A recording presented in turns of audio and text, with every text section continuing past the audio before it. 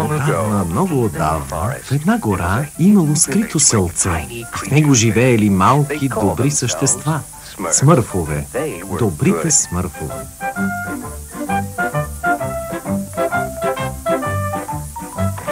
Така ги наричали, но там живеел и злия лош магьосник Гаргамел. Мразя смърфовете! Ще ви пипна, ще ми паднете в ръцете, всички до последното непоносимо смърфче. Ще ви изловя всички ви. Някой ден ще открие селото ви, тогава ще съжалявате. Гората все още е там и вие, ако се вслушате, ще чуете разгневения Гаргамел и може би ще зърнете смърфовете. Смърф астронавт. Работа е на татко Смърф.